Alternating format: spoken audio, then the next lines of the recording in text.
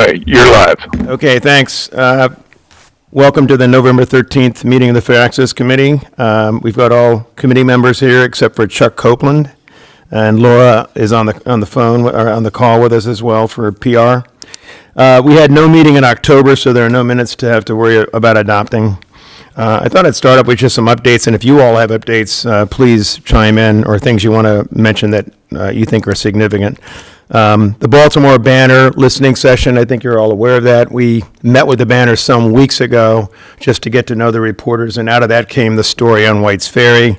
They're doing a story on public transportation, and the Post is too, by the way, in terms of our area, so it'd be interesting to see which one actually gets published first. But they asked us to do, they're doing several listening sessions. They've got one now in Germantown scheduled, and ours is next. So it's all pretty much all set. It should be a pretty good night. I'm hoping, I sent emails to a lot of friends, but if you know anybody you think ought to be aware of it specifically, just send them a note, invite them to come. I saw a little bit of one of the sessions, and all they really do is just talk about the fact that they do have reporters, real reporters that are focused on Montgomery County. They don't call it the Baltimore Banner here, they call it the Montgomery Banner, so they really do want to focus on this area.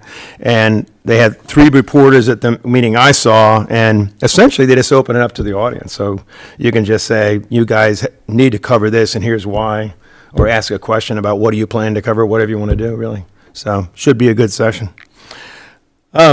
In terms of our issues, I've had 2 contacts with Gabe Albernaz and Greg Assant. We sent 2 budget letters, if you remember. One was on our 2 priorities, and that was in August, trying to influence the internal process for the budget for the county executive. And then we sent the inequities letter. The conversation with Gabe was about his new role as the Parks Chair. He's going back to head the Parks Department. He's coming out here on November, and you're all welcome to come if you want to, at Locals on November 19th, 12:30. And he's just going to have a chat about, obviously we're going to talk about the pool bubble, but there are probably some other issues that he might want to raise too. So it's a good opportunity just to see what's on his mind and what he's thinking about. He officially takes over in January, but and then Greg Assant is the facilities planning chief for the county, and he's the guy who does a lot of the input in terms of the budget for CIP proposals that ought to be funded in the coming year. Had a conversation with him about our letter and about what he thinks about the possibilities of moving up the community center to the FY27 budget.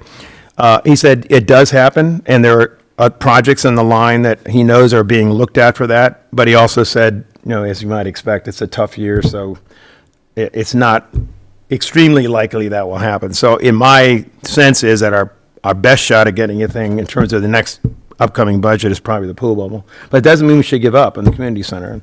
We won't know that till March because the CIP budget doesn't come out until March.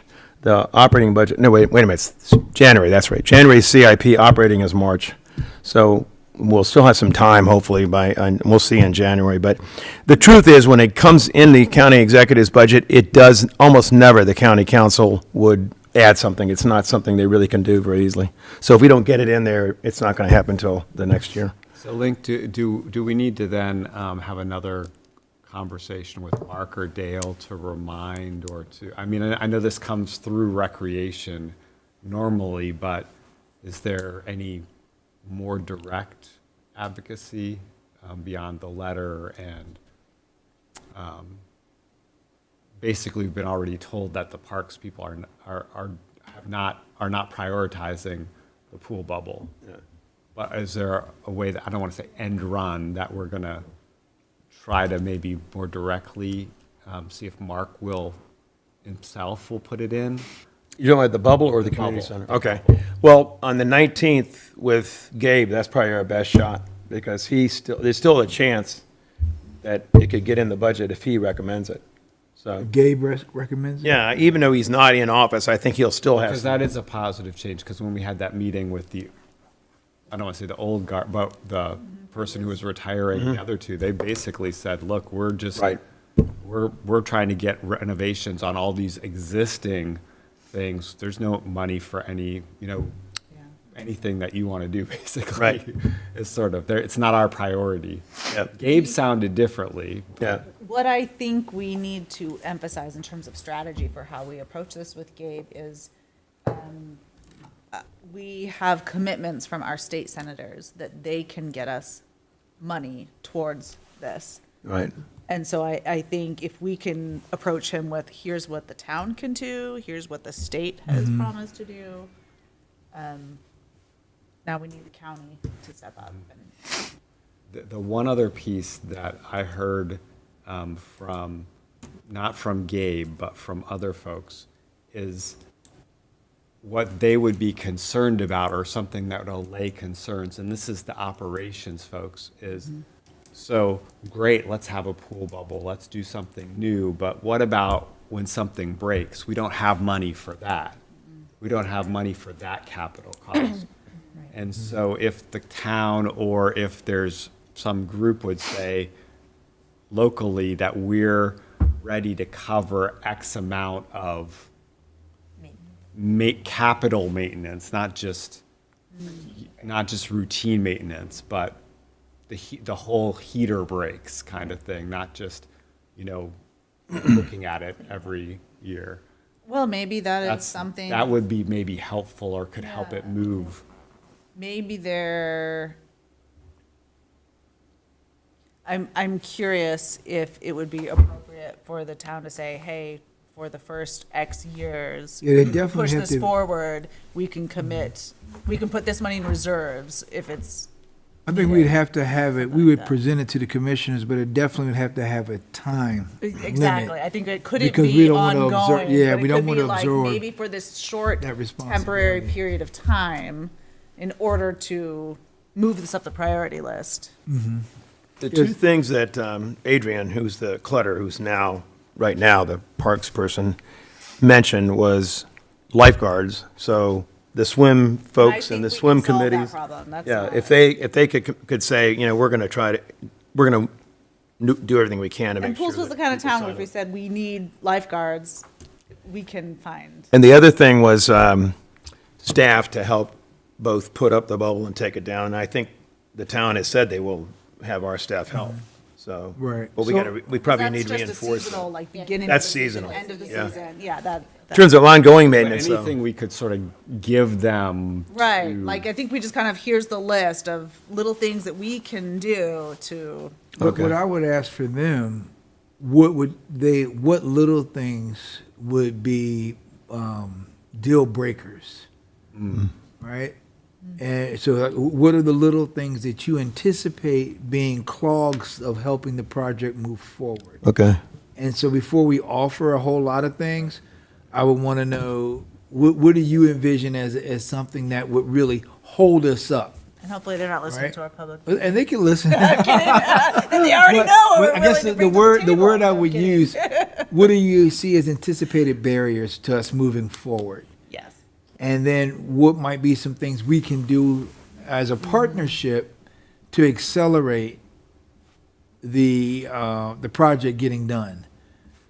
All right. And so then when we let them spell out what they see as those barriers, and then we say, okay, well, let us go back to our team and see if we could work something out to overcome those barriers that you've shared.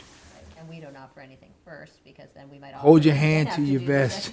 Whatever they have. Right, because whatever you play out on the table, what might not even been a barrier, Right. right? Because that's how you're going to negotiate and say, oh well, they're going to do this. Let's lock them in. Well, if you said you could do it, maybe you could do it for a couple of years, because everybody's fighting for the same limited piece, and I think we continue to go back while we understand the challenges that folks have all over the county with existing projects. It doesn't take away the fact that we don't even have the problem. We don't even have the mechanism to have a problem. All right, we want that opportunity to have a problem. We'd love to be one of those Right? facilities. And but so I think so. It's a two-part thing, and I would maybe tap on that November 19th, talking to Gabe. It's who else has, and we already know some places around even the state who have bubbles, and just ask, and we look at. Here's an opportunity, because it's not just for pools, but I think it's important to send that message. is not just for Poolesville, and just like Poolesville has to travel so far to use county resources, here's a great underutilized resource that just needs a bubble. And what about the seniors, not just on the western part of Montgomery County, but look at the ones that are coming up to the buffer of western Montgomery County. So I think about Darnestown, I think about Rockville, what might be some other areas that would benefit, and we want them. Don't just think of it as a Poolesville project, but here's a project in the county, because how many facilities have an indoor pool?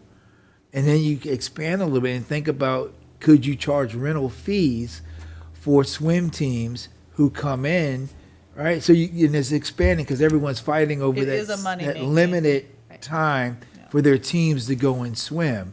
So we think about what are those costs? Because the first thing that will come up as a barrier, oh, it's too expensive. Well, what parts, if we were to break that down, what do you see as being the expenses?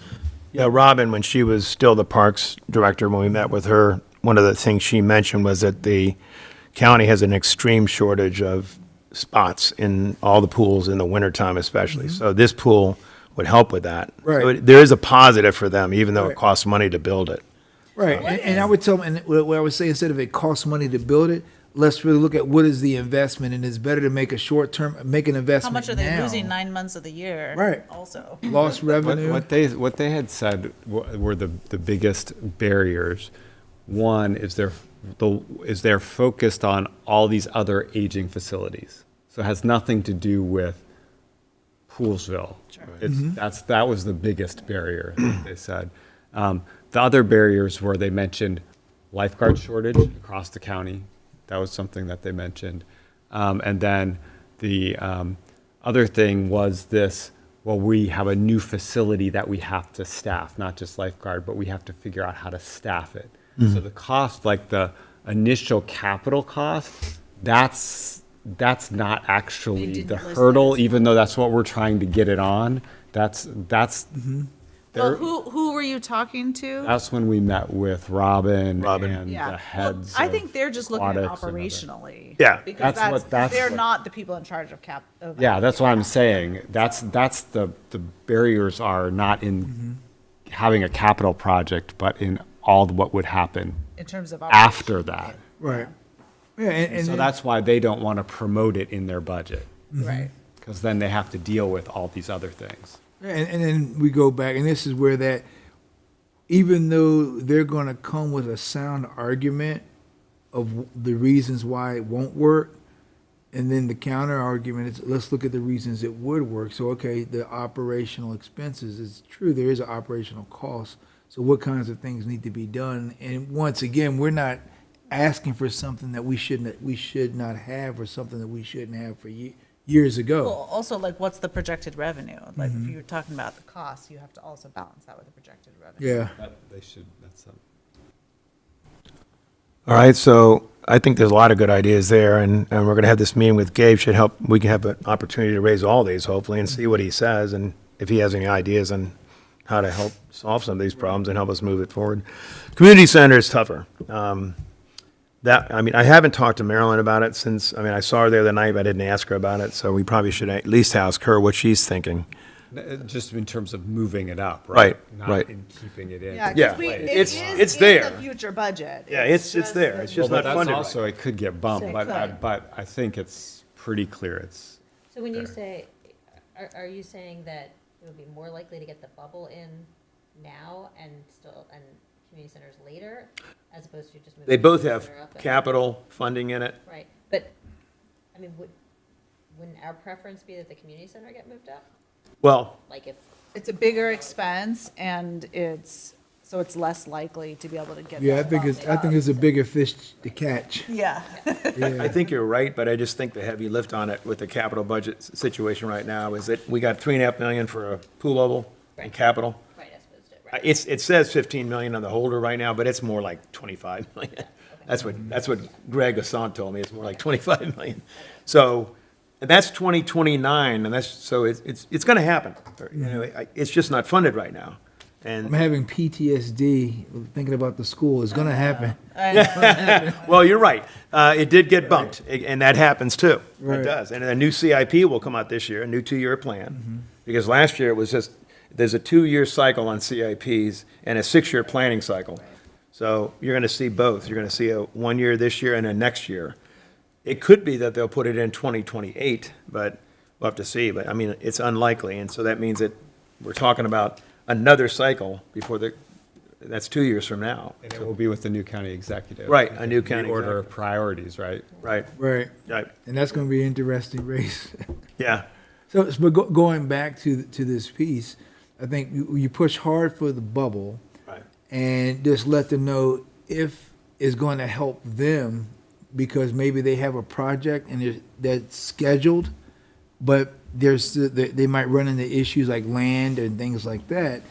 Then we're ready to help you if you want to bump it up, because I think what we're doing is, as a town, we want to partner up, and correct me if I misspeak, is that we're investing the land for where the rec center would go. Right. Right? And I think from what I've heard, some of the challenges that different places have with projects is that while you might have it on the schedule ready to go, it might not be ready for the project to happen.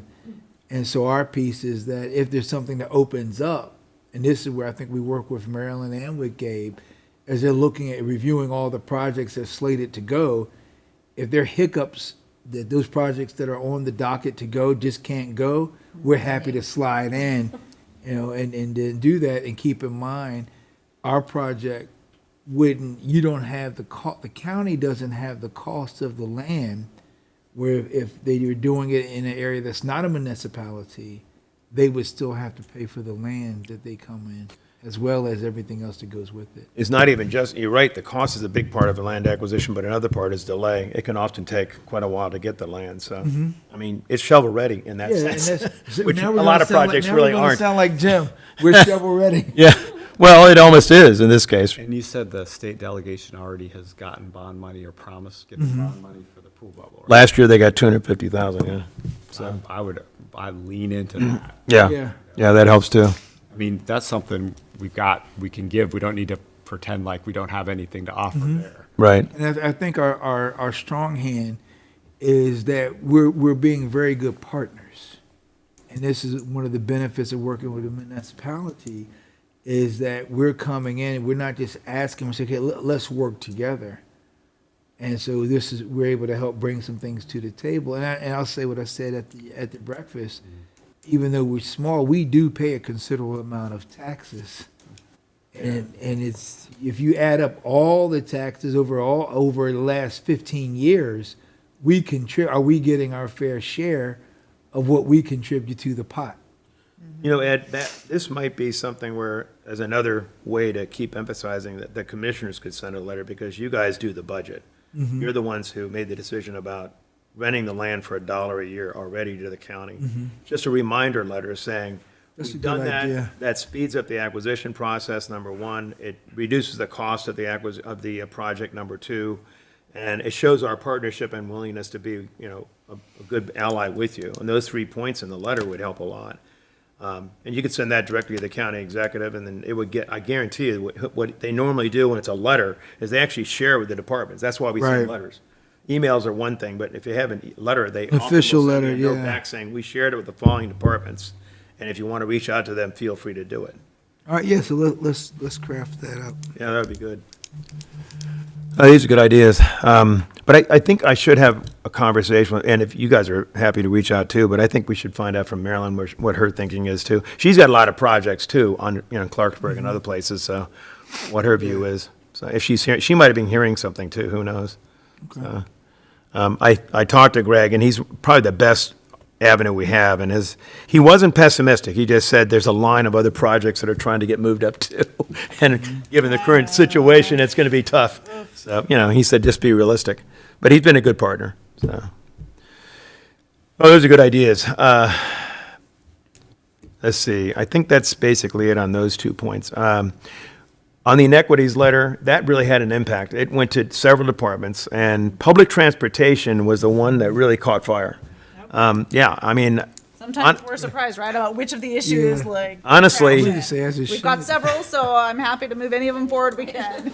I was shocked because I got a call from Ruben Rosario, and he said, and Katie and I and Heather Witt are going to have a conversation with him on 4 o'clock tomorrow, because he said, I got a call from the Transportation Department. They've got your inequities letter, and they want us to know that they're working on some ideas to help address the problems you've got with bus service. I said, that's the first I've heard of that. What is it going to be? He said, I don't know, but I want to talk to you guys first about what you're proposing, and then I will get back to you after I talk to them. He's having a meeting with them on the 20th. So that kind of shocked me, but it's, it just shows you Might- again. You might want to hear what they are willing to do before you offer a counter proposal. Yeah. It That's good may thinking, be that they are willing to do more than what we would ask for, because we were really trying to grasp for, like, what's the least they could do that we could maybe get them to agree to. Well, the proposal we initially sent to Ride-On 2 years ago, it would have been pretty expensive because we proposed 3 things. We proposed what we called a reverse flex zone. So in other words, in our area, there would be a sort of on-demand, it's scheduled on-demand service, but in other words, 2 days out, you get a call. And everybody knows that. So they have a list of people that have to be picked up that day and taken someplace in these flex zones that exist right now.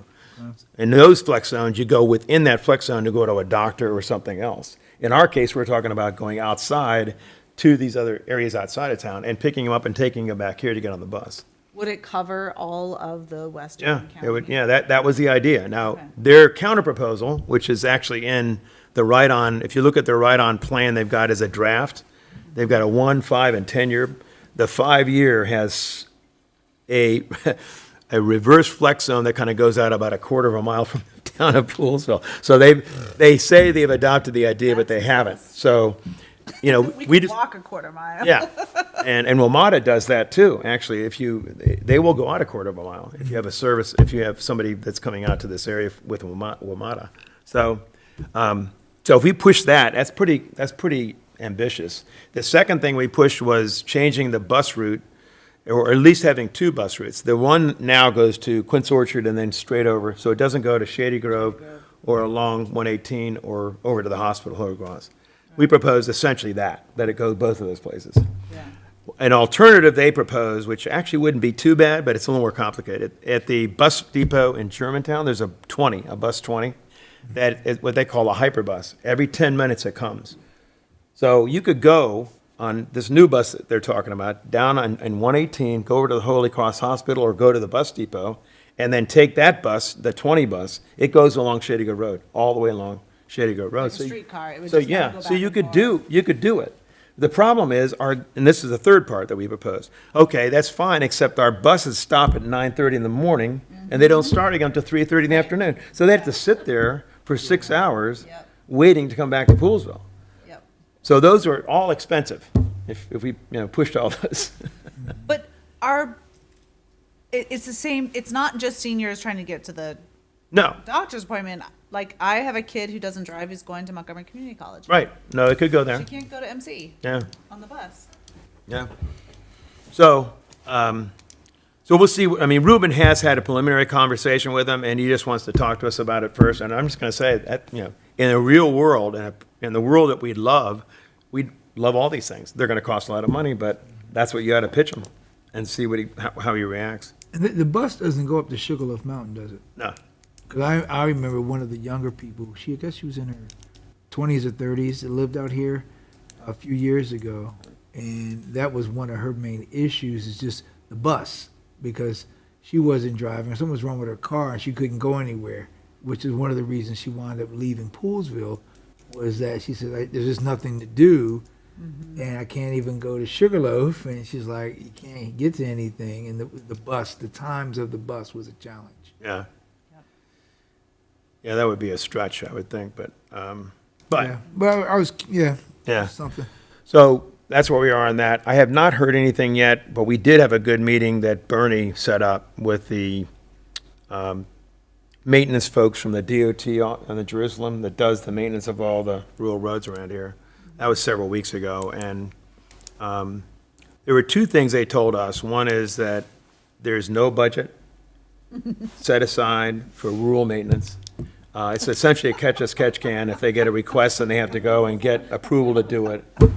And the other thing is that, and I saw this when I took the tour, when we had we were going to have this Rosenwald sign. Well, they let us into the facility, so we actually took a tour of the entire facility. I mean, it is dated beyond belief. I mean, it's, all the equipment, not just the facility, but the equipment they've got is, a lot of it's dated. He told me they have a roller that is almost 42 years old. And for, when you have the asphalt, you got to roll it. That's why they don't use the roller very often, because it's not in great shape. So, there's a lot of money that have to be spent to upgrade any maintenance in this area, because it's not a priority. So I did talk with a farmer, and he said what he's doing, and I don't know if this is helpful for an argument when you're talking. He said, I'm starting to use all of the main roads now. Oh. Instead of going on the more rural roads, I get onto the main roads as quickly as possible because they're in better shape. And so I'm going to be backing up traffic on 28, on 107 and 109. Well, it Because happened. that's where, and he just said, I'm changing that because the roads are so bad and I want my, equipment. Yeah, we check to your work. Damages equipment. Yeah, so he's like, get ready for delays, if. It may have been the same guy, because I was behind a combine. And, when you go past Lewis's, there are a lot of, even that area, there's some low-hanging branches, and that combine is 25 feet high. And he had to go on the other lane to get around a couple of those branches. You would think it wouldn't hurt a combine, but it actually can damage it quite a bit. Wow. Yeah, anyway. So that's the second part of it. It did get some attention. Whether we're going to get any traction, I don't know. So,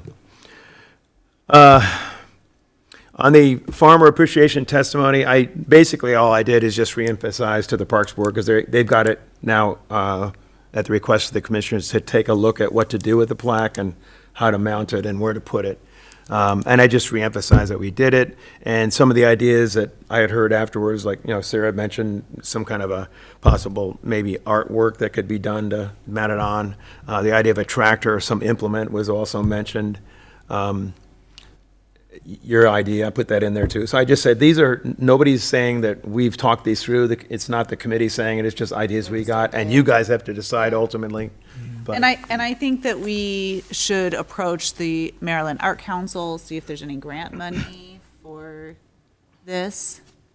Because what I would like to do is be able to, fund an artist or group of artists to create something that is, going to be like a legacy, art installation. You might also talk to like Maryland Humanities, groups like that, like they do like public humanities stuff, they have thoughtful ways of doing things like this. This is really a Niles, I don't know if you're hearing all this, but You may not be there. you are the master of finding grants for us, so Sure, Niles will read the we'll transcript. follow up with Niles on that. So Margot de Messier is a local artist. She lives in Boyd's area, but I know, did some grant with, I don't know if it was the state or with the Arts Council at the men's emergency shelter, sort of in combination.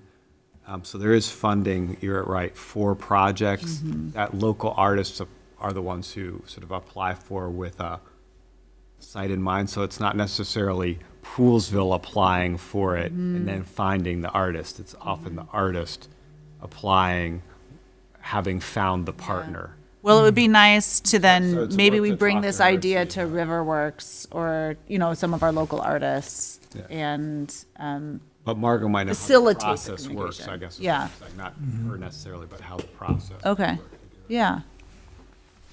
Okay. Margot de Messier. Where does she live? She lives on Boyd's. Boyd's.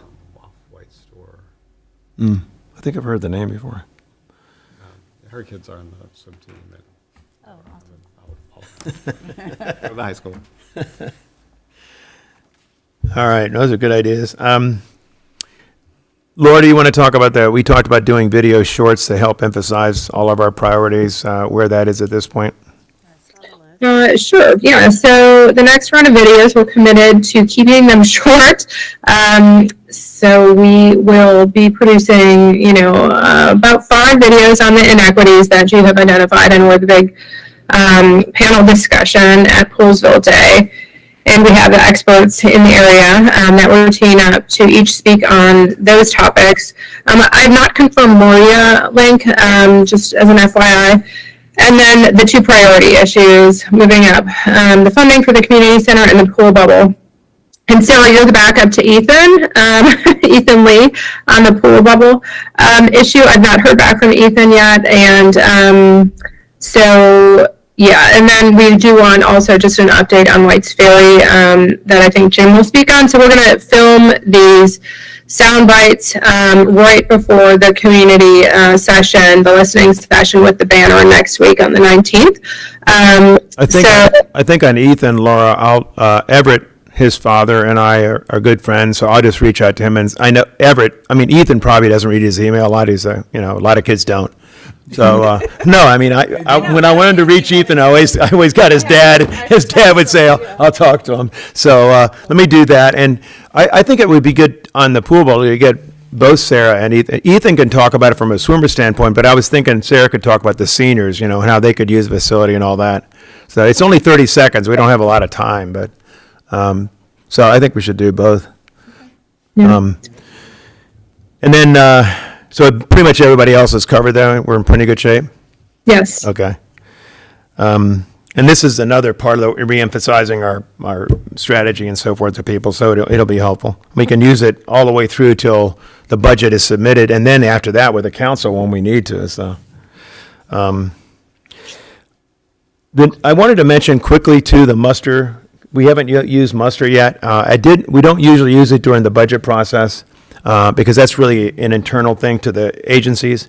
But once it gets out in January, the budget gets out, I think we ought to do a muster email almost immediately after that, depending on what's in it. If it's a good budget and we like it, then obviously we can actually say thank you. And Thank you. yeah, but if it's not, we can, so let's just keep our eyes on it. I've drafted, I won't send those to you yet, but I've drafted a version of it that would be that it's not in there, because I'm kind of expecting that at least the community center won't be, but we should keep an eye on that, because I've heard from many of the council members that the muster emails do matter. They don't get a lot of emails from people normally, so, but let's just keep our eye on that one. I wanted to talk about the debate schedules. We in the past have done debates, and they were always, I think, helpful for the citizens, but also helpful to us as a committee. And right now, I talked to several that can. I saw Evan the other night, and I saw Andrew, and all of them said that their schedules are getting tight, or he's starting to get filled up with the debates. And there was one, in fact, just coming up tomorrow. So they suggested, I said, what's the best timing? And they suggested April, because that's only 2 months from and so people are going to start more paying attention at that point. So I'm going to start, I've got, I think, most of the at-large candidates identified. There's, I think, 8 at this point. And there's only 3 that, obviously, for the county executive. There may be also a debate possibly for the congressional seat. Right now, we don't know. I mean, it doesn't look like anybody's going to primary April, but there have been rumors that it might happen. So if it does, yeah, that's what I've been hearing the same thing. Yeah. So if it does happen, then that would be another one. But so I'm going to look at some dates then and shoot it around to you guys and see what you think. I don't know, Laura, are those debates like that? I wouldn't think on a weekend is probably the best thing. It's probably during the week is better, right? For sure, and I would definitely try to identify a date early, because there will be other forums we've run up against, other forums taking precedent, so in other parts of the county. So yeah, picking a date sooner rather than later, I think makes a lot of sense. Okay. I think it's going to depend on when they're available. Right, right. A lot of people will be out of town for spring breaks. Yeah, that's what I was looking at the calendar. So spring break is when in April? It ends, kids have to be back at school on the 7th of April. So it's the 1st to the 7th then, basically? Yeah, a few days in March, but basically, the first week of April, first week and a half. Okay. So like if you did. So really the last 2 weeks is what we should be. Well, April, so you got three Last weeks. 3 weeks. Okay. The week of the 12th, the 19th, of the 26th. Are we talking about doing 2 debates, one for county executive and one for county council? Yeah. Yeah. Yeah, separate. If you remember, we did have a debate 4 years ago, and one of them, there were actually 8 candidates. That was for Board of Education. And did we do, I'm, for some reason, I'm thinking we might even did something on the weekend. I can't remember that. We have to go back and look. I think so, but yeah, it probably is harder to get people to. No, I think there was Did we really? one of them Yeah. was like a Sunday after. I think it was a Sunday afternoon. It was we had a full house, and it was like one of the guys was talking about having this machine thing to go. through the water. That was county executive. That was county executive. Yeah. Yeah. That's right. And I said, well, how you gonna get your car across the Personal river? pod. Yeah. Yeah, a pod. He had a Personal personal pod pod and make 'em to go across the Build something river. next to the Yeah. American Legion Bridge. That That's- person did not win. That's when Mark was running for reelection. Mark was running, Yeah. yeah. And that was a weekend. That was a Sunday, Oh, and we had a full house. Sunday afternoon. Well, maybe. Okay. I mean, to me, that seems like an easy Yeah, I do time think for Sunday people. And during afternoon, the week, early people have Sunday. Yeah, Sunday afternoon might not be too bad, I guess. If you're looking at Good time. And if everyone else around the county is fighting over days during the week Yeah. And usually there's not sports or athletic things scheduled on for a Sunday, afternoon. yeah. Okay. I think anytime Sunday after 1. The way we got it done last time was I contacted each of them and said, we're thinking about this date. Does it look like it's open? And if I got all 3 of them saying yes, and obviously we jump on it, but so we'll see. That's the best way to go, because otherwise, if you say, one of them says yes, and then the other 2 aren't going to be able to do it, it's not worth it, so. It's just a lot of logistics, but it's worth doing, I think. On the holiday event, I've got 30 signups. Derek mentioned to me that several people didn't get it. I've got a bunch of, for some reason, bounce backs, and I'm going to resend it this weekend. So, but Katie is on there and Melissa's on there. I got Tom Hoffman has said yes from Montgomery Countryside, Steve Finley. So we've several. Amanda Cather said no, but she's been invited. So, so far people have. It's been trickling in. That's what usually happens. I think as we get closer. Now, I got 4 council members so far that have said yes, which is good. But Andrew has to come, and they has to go all the way over to, there's an Ike Leggett thing in Brookville, which is on the other side of the county. So he's coming at 5 and leaving at 6. But I did get, interestingly, Mitty Figueredo, I think her name is. She's the new Parks and Rec director. She's the one who was at the park when they opened it, when the Conservancy And Park. Did she like come to the breakfast and walk in the parade? Yeah, or something? she did. Yeah, she did I come. met her, maybe I met her. Yeah, she did come. But she's telling me she's going to come, although they usually have a dinner that night with their daughter, but she said as long as they can get there at 5 and leave at 6, so that's good, too. So we're getting slowly people saying yes. So, I think there will be a good attendance. yeah, There- we usually there get it. always is, even if it's not committed ahead of time. But certainly, I know you're close to Evan. If anybody you want to reach out to and just urge them to, that's fine. Yeah. I think if we get 50 or 60, which is what we normally get, that's a great turnout. Yeah. So, other than that, I think that's pretty much everything I had. If there's anything you guys wanted to mention or cover? I just wanted to give a highlight real quick. Link and I attended a farm to table symposium earlier this week that Lori Ann Sales convened. And pretty much the idea is that trying to encourage farms in the agricultural reserve to be able to connect with restaurants to sell their product locally. And there's a lot of barriers to it. I mean, Yes. it's just really complicated. Yes. There was only a few restaurants there, but no, they said how difficult it is to do that. So just as we're thinking about this farmer stuff and keeping, the rural nature around Poolesville, I mean, it's complicated. It's going to stay complicated. One of the things in that same vein, I sat next to Mark Ulrich at the Democratic whatever thing that we went to. Yeah. And he and I were talking about that topic. And he said he wants to learn more about and, in theory, supports, helping to build the facilities in the county so that we can process meat here, so that we can process grains, he understands that that's a barrier to, like, we want people to source and use locally grown and raised food. But, and we used to have those facilities and they no longer exist. And so that is one of the limitations Well, and that we talked about. There's no aggregation facility. That's, I mean, you might have mentioned that too, but not, I mean, all of those pieces, but you have to have a robustness and enough farms doing production. So it's Right. this, Yes. that's why I'm. So that there's saying it. stability for the Chicken before restaurants. the egg kind of thing, you know, you get all these things. Yeah.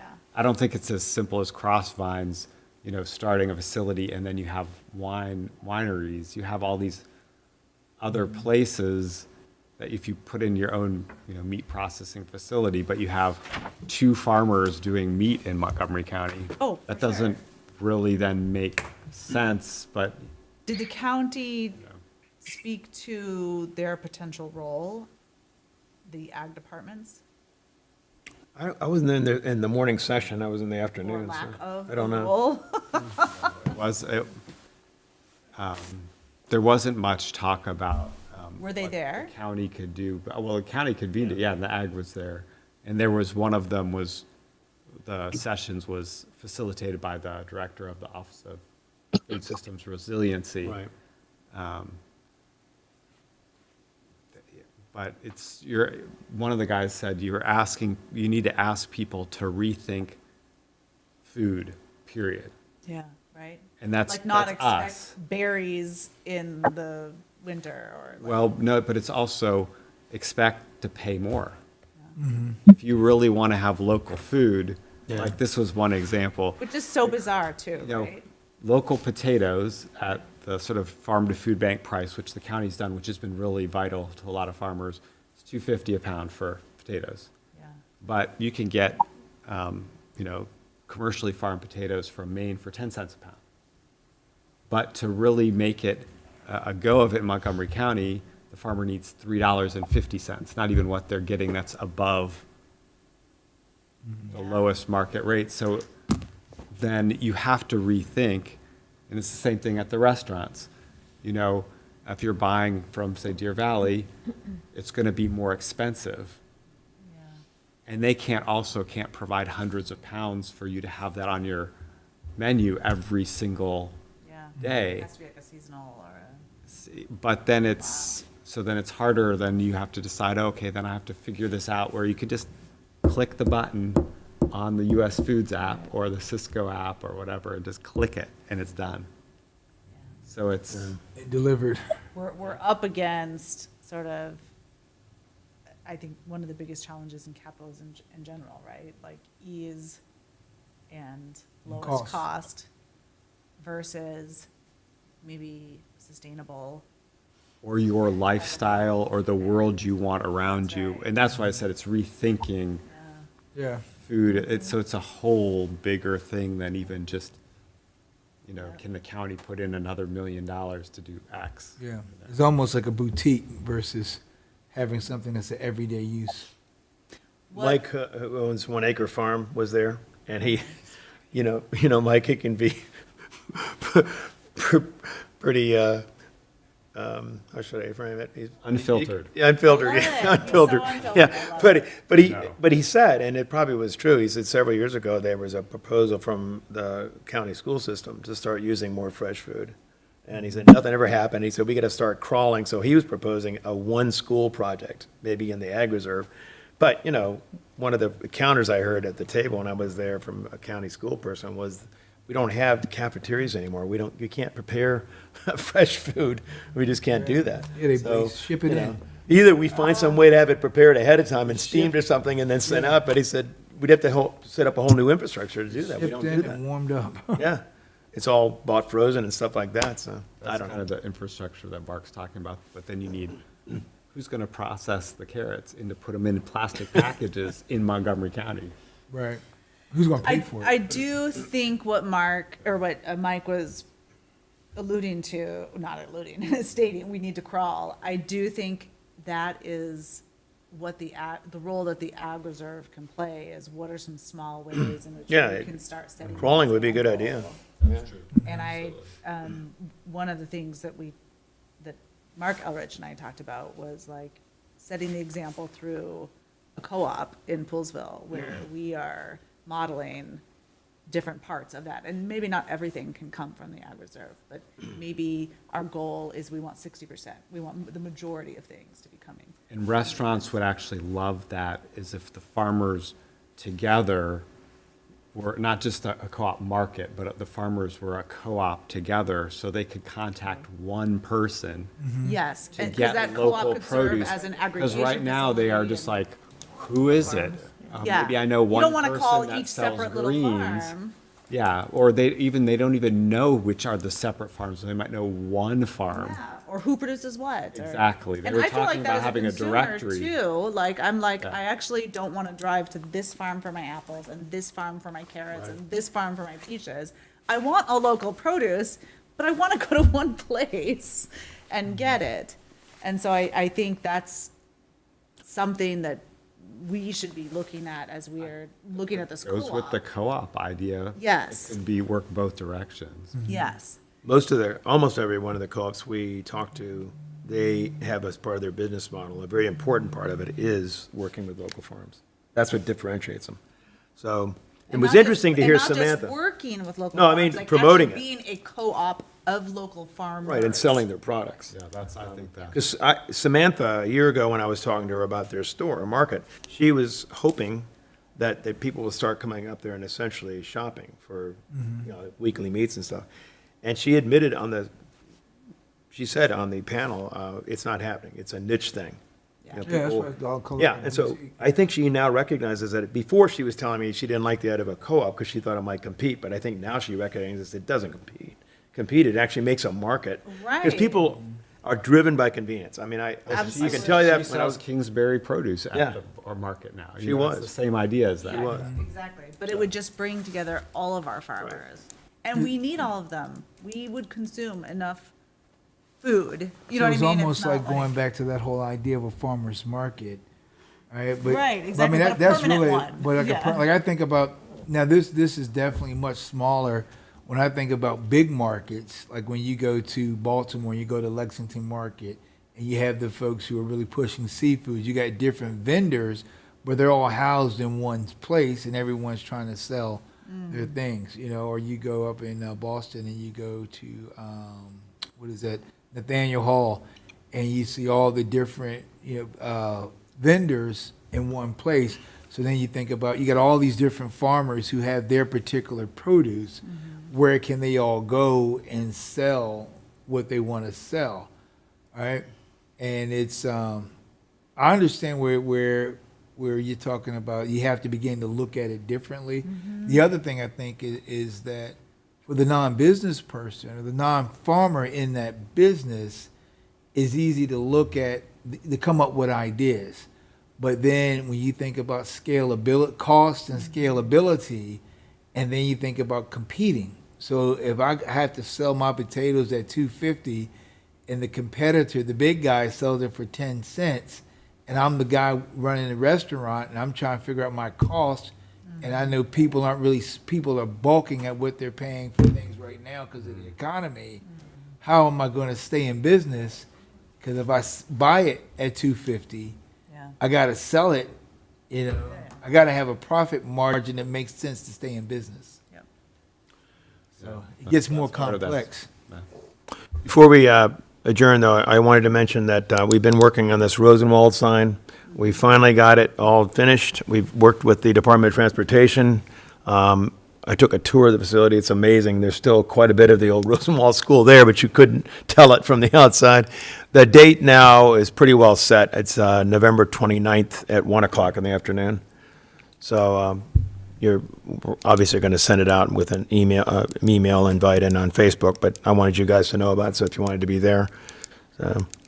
Tina Clark has already been notified. She's going to be a speaker. Obviously, I don't know what the rest of the program will be, but it should be pretty cool. It's sad. I went into that building, and they've essentially cut out the 2/3 of the back entirely because they made it into a big garage. So a lot of the original back wall's gone, And the floor is completely gone, because they basically took all the floor out and dug down to make the garage deeper so the trucks can get in there. But all the walls, other than that, are still there. Did they save the flooring? I don't think so, not what they told us, that it's been, yeah. There's wainscoting, though, all through it that was there originally. All the 8-foot windows, there's 6 of them. There are no other Rosenwald schools that still have the original windows. This one does. So that's one thing this has that other ones don't. It's just that you cannot see it from the road because that's all the garage they added. The front, if you come around back, into the actual parking lot, go that way and look back, you can see the original building. Unfortunately, the left half of it has also been modified for an office. The outhouse is still there completely, which I didn't think too much about it, but then I thought back when I was doing my history research on Native Americans, we actually found that trash pits and bathrooms or the old latrines were actually valuable. That's where a lot of the information came, because they throw away pottery and things like that. So that actually might be pretty interesting in terms of the school itself. Archaeological. Yeah. But, and the roof's all there, it's original. All the beams are still there, all that stuff's original. So, yeah, parts of it are still there. That's really cool. So, And so they're going to, and then on the 29th. yeah, and they're gonna let people take tours too, so you can go inside and look Oh, at it. that's awesome. The old fireplace is there, they used to have a potbelly stove, that still works, that's still there, so, Interesting what's there. yeah, it's cool. It's Tony speaking or someone speaking? Tony, Coelho? Yeah. Cohen, I mean, from, That's what we- I don't know, I know Tina's going to, and I know Knight Kiplinger for HMD. Yeah. I don't know who else is gonna Okay. speak, but, 29th at 1 p.m. yep. Anything else for the go to the order? I went back and looked at the date that we had the county executive debate. Yeah. It was Sunday, May 20th, 2022. Okay. So, That's when we did. It was, yeah, it was it 2 o'clock or was something? in the afternoon, yeah. 2 in the afternoon, okay. I have to look at the time, but I know it was the afternoon, but it was May 20th, 2022. Okay. So, all right, we'll start working on it. But April would probably be better. Yeah. All right, anything, Laura, on your end beyond that? I will, I'll contact Everett tonight and urge him to see if he can have his son do something. Thank you. Good. Niles, anything else? Anybody else? No, the only thing to mention, just so that you know, is that the county has the sign now. It was at our shop, and we dropped it off this morning Oh, good. to the county, so they have it. Okay. All they gotta do is put the pipe in and then we're good to go. Mhm. All right. All right. Anybody want to make a motion to adjourn? Any second? I second it. Thank you. Thanks for coming. Thanks for the ideas. And it was at 6 p.m. I just looked it up. 6 p.m., right? Thanks, Niles. Yep, Thanks, you're Laura. welcome. My son was still staying up late, too. But it was the pod, it was the guy with the pod, right? It's something you just never forget. remember when he said